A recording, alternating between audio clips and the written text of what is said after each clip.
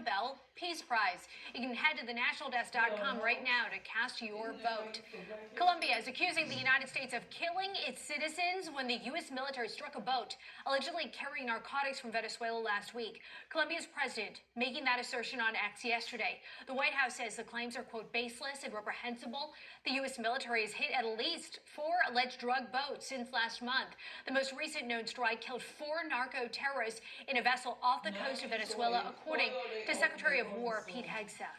Now to Chicago tonight, where a federal judge blocked the deployment of National Guard troops for at least the next 2 weeks. A judge finding no evidence that a, quote, danger of rebellion is brewing in Illinois.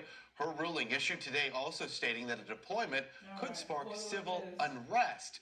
Reaction here, fresh from Governor J.B. Pritzker. He says, quote, Donald Trump is not a king and his administration is not above the law.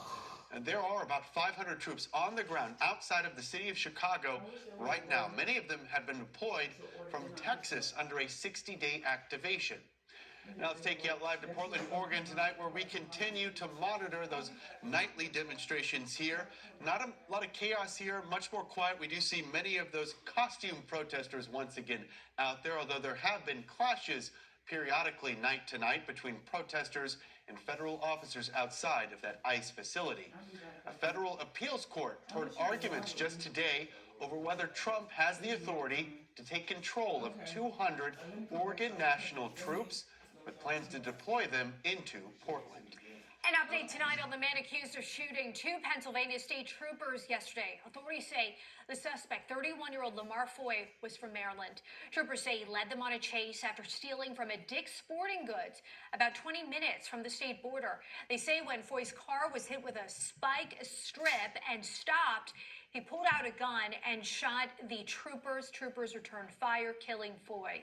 One trooper is out of the hospital now. The other is in serious condition. The United States Coast Guard is buying 4 icebreaker ships from Finland. The $6 billion move is to increase U.S. military presence in the Arctic as China and Russia's influence in that region grows. I heard about Finland and their icebreakers, and I said, do me a favor, would you have your people take a look at what these people are doing? And it came out that just as I thought, they had no idea what they were doing. And in the new agreement, the U.S. will acquire 11 medium icebreakers. Officials say the goal is for the first one to be delivered by 2028. American farmers have been struggling since China slashed U.S. imports and prices plummeted. Without a bailout from the U.S. government, the economic outlook for farmers of certain crops is looking very grim. Let's go to Emma Withrow from the Fact Check team. So with China consuming the most soybeans, is that topping that list? Yeah, so American soybean farmers, they're the ones who are really hit the hardest when it comes to all this type of stuff. So the American Soybean Association says China's the world's largest soybean buyer by a long shot. I mean, over the last 5 years, China's imported about 61% of the world's traded soybean supplies, more than pretty much the rest of the world combined. But after President Trump put the tariffs in place on China, they basically retaliatorily cut off all of their soybean imports from America. So U.S. soybean exports to China dropped from 1 billion bushels in 2024 to just 200 million this year. So if China isn't importing, obviously, from the U.S., where are they getting their soybeans? They're actually getting them from Brazil for the most part. Brazil shipped more than 2 billion bushels of soybeans to China from January to August this year.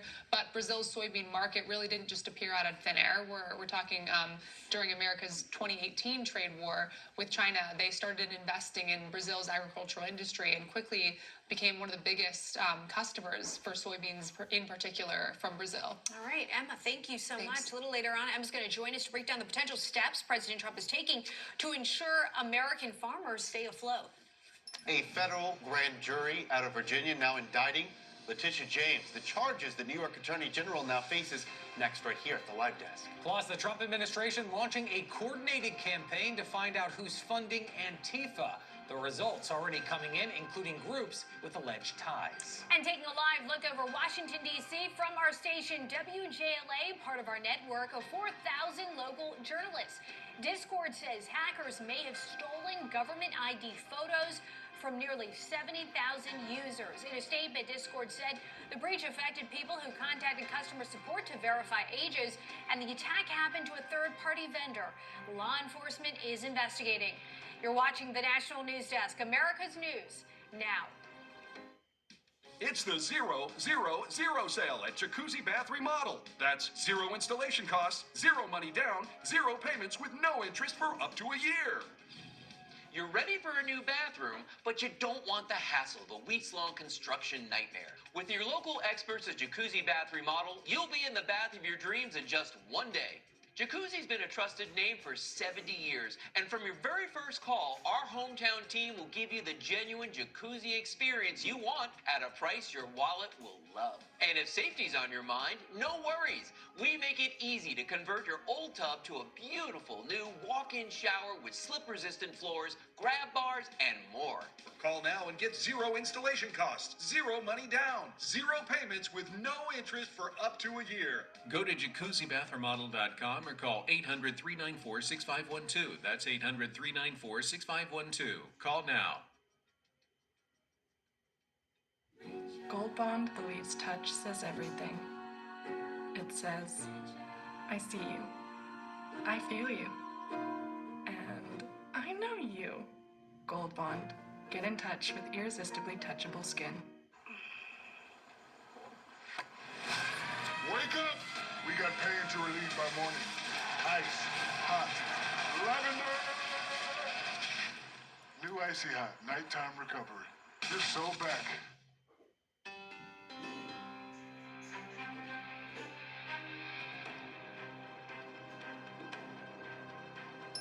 Death row inmate Robert Robertson has now been granted a stay of execution by a Texas court.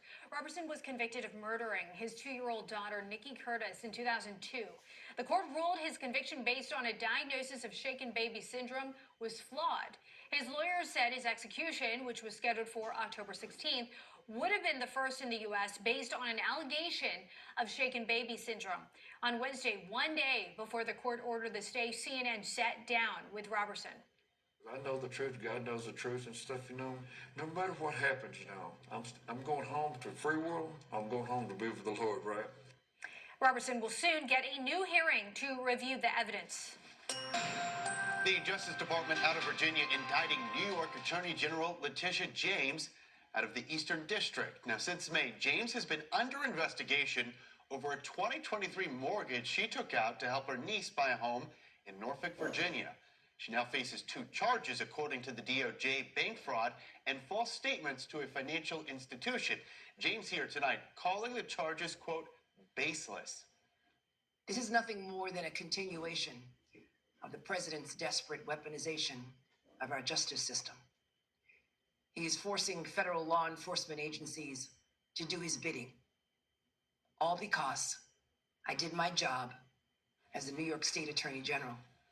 These charges follow James's successful civil fraud case against President Trump, which resulted in a staggering $355 million penalty.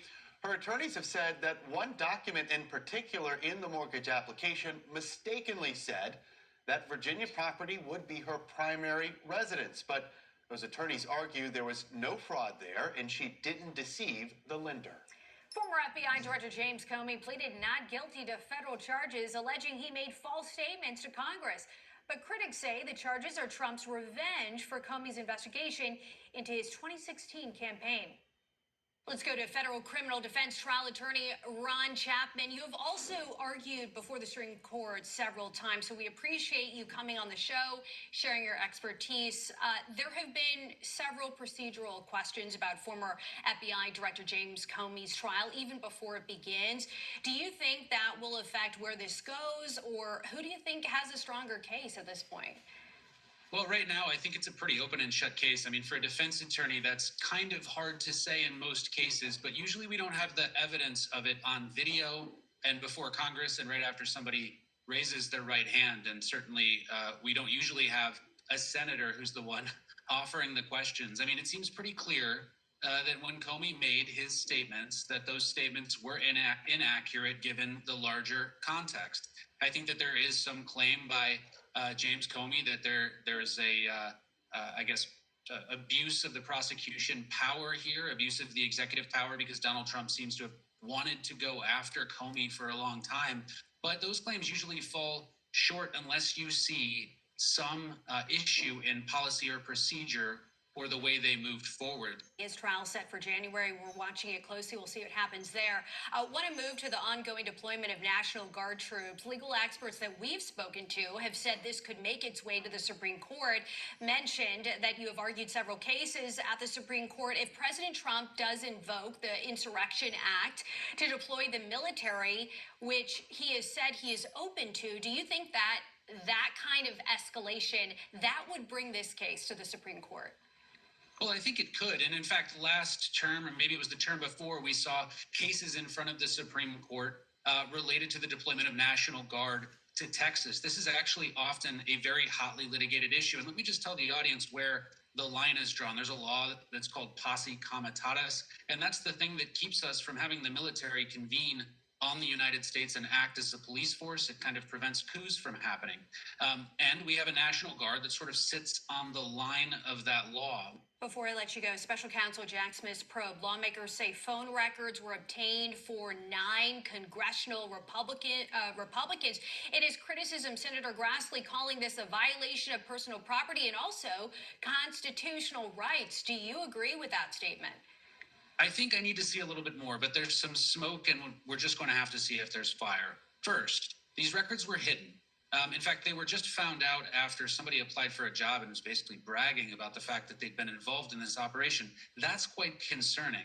The second part is we don't see any Democrats on this list. The third, of course, this is something that we wouldn't have known until much later, but the reality is that there's absolutely no evidence that these lawmakers did anything improper. And in order to get the cell phone records under the Stored Communications Act of an individual, regardless of whether they're a congressman or senator, you need to have some probable cause, and you need to have it through a warrant. They didn't do that. What they did is circumvented the grand jury process to get these in a way that I am very, very suspicious of as it stands right now. All right, a lot of ground covered. We appreciate your time. Federal Criminal Defense Trial Attorney Ron Chapman, thank you for joining us tonight on the National News Desk. Thank you for having me. The Trump administration is ramping up its efforts to trace the funding behind Antifa. At the President's Roundtable Wednesday, officials describing the coordinated campaign to expose the networks they believe are fueling nationwide unrest. The National News Desk, Jeff Harris, joining us. So the roundtable is part of the administration's broader push, right, to confront domestic unrest. But what do we know about this coordinated campaign? At Wednesday's roundtable, President Trump went into more detail about the administration's whole-of-government approach to investigate, disrupt, and also dismantle Antifa, including a major push to expose its funding networks and dark money resources.